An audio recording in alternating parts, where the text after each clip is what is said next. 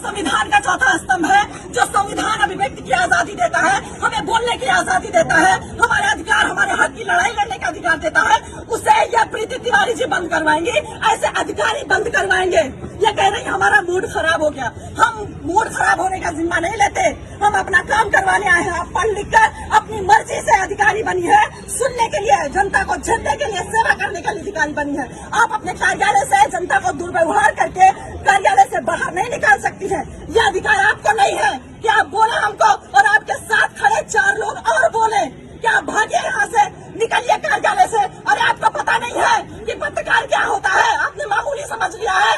अरे आपको शर्म नहीं आती कि पत्रकार खड़ा होकर बोल रहे हैं मैम मुझे न्याय चाहिए, मैं एक पत्रकार हूँ। आपने क्या कर्तव्य निभाया? आप योगी जी को नहीं जानती, सरकार आदेश नहीं सुनती है कि पत्रकार जब किसी भी अधिकारी के पास जाए, कार्यालय जाए, प्रशासन के पास जाए, तो वो इज्जत दे, पत्रकार को मान सम्मान के साथ बिठाए और उसे पूरा ब्यौरा दे जिस बारे में जानकारी चाहिए पत्रकार को। आप सुनती नहीं है, आप मेरी आजादी छीनेंगी, आप मेरे बोलने की आजादी छीनेंगी। मैं ऐसा नहीं होने दूंगी। प्रीति तिवारी जी, आपने हमारे जमीन पर कब्जा करवाया है और आप ही उस कब्जे को मुक्त करवाएंगी। मैं कुछ नहीं जानती हूँ, मैं सिविल करने जाऊँ, मुझे बोल रहे मेरे कार्यालय से भागे। कहीं सुना है आपने? कितना भी बड़ा सुपीरियर अधिकारी हो, कितना भी बड़ा अधिकारी हो, उसका नर्म लहजा होता है, उसका बात करने का तरीका अलग होता है। ये कहाँ से पढ़ लिख कर आई है? कैसे अधिकारी बन गई कि इनका मूड खराब हो जाता है एक पत्रकार के सवाल करने से? लेकिन मैं यहाँ पत्रकार की हैसियत से नहीं आई थी, मैं एक पीड़ित लड़की की हैसियत से लखनऊ से दौड़ दौड़ के आ रही हूँ कि मैं पीड़ित हूँ मैम, मुझे न्याय चाहिए। आपके गलत आदेश की वजह से मेरे घर पर कब्जा किया गया, आपने गलत कब्जा कर लिया, प्रशासन ने आपको गुमराह किया। मैं बता रही हूँ, मेरी बात सुनने को तैयार नहीं। आप पहले बाहर जाइए, फिर मैं बात करूंगी। आप पहले बाहर जाइए, मेरा मूड खराब हो रहा है, मुझे गुस्सा आ रहा है, मुझे मेरा गुस्सा शांत करिए और मैं सब साक्ष्य दिखाऊंगी आपको। इनका जितना भी रवैया अंदर किया मेरे साथ, जितना भी यह भूल गई कि मैं पत्रकार बता रही हूँ, लेकिन मैं तुम्हारा कुछ भी कर सकती हूँ, यह भूल गई। इनका सारा रवैया हमारे कैमरे में कैद है। इन्होंने जो बर्ताव पत्रकार के साथ किया, आप सोचिए, अंदाजा लगाइए कि जब ये आम जनता खड़ी हुई, जब इनके पास जाती होगी तो कैसे गूंगे बहरे की तरह खड़ी रहती होगी।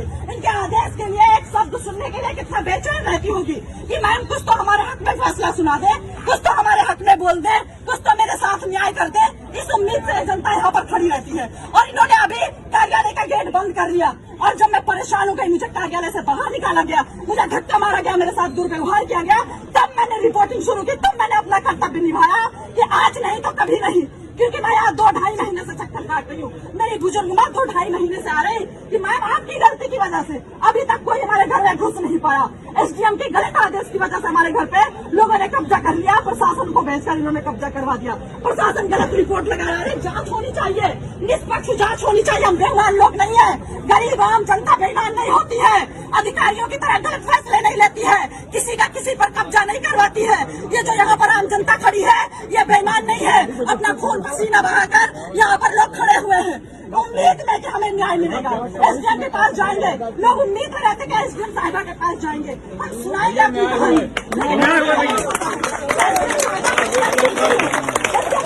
महिला है, महिला के साथ न्याय होना चाहिए। प्रीति तिवारी जी से मैं रोने लगी। मैंने बोला मैम आप भी एक महिला है, आप भी अधिकारी है, मैं भी एक सीनियर पत्रकार हूँ, मैं लखनऊ